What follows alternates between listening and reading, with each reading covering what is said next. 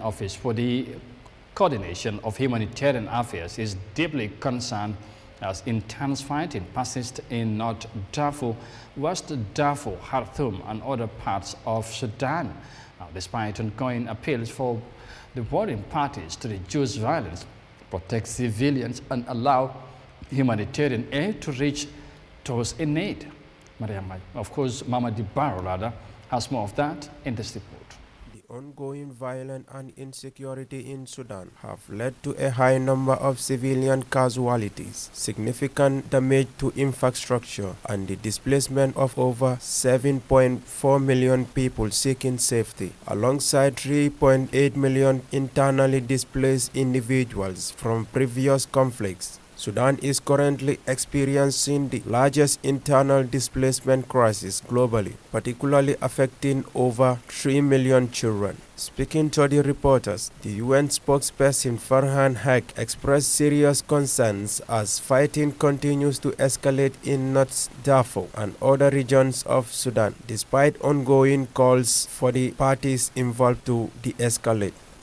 Turning to Sudan, the Office for the Coordination of Humanitarian Affairs is gravely concerned by the impact that ongoing armed conflict is having on civilians in many parts of the country. Fighting continues to rage in the states of North Darfur, West Darfur, Khartoum, North Kordofan, and Al Jazeera, despite repeated calls for the parties to de-escalate, ensure the protection of civilians, and facilitate humanitarian access. In North Darfur alone, the International Organization for Migration reports that in just 6 months, some 410,000 people have been displaced in the locality of El Fasher. Many of them had already been displaced at least once over the course of this conflict. Civilians have been intentionally killed or injured in targeted attacks. Haq continued by stating that they are still receiving reports of civilian casualties and assaults, which are causing significant issues in various parts of Sudan.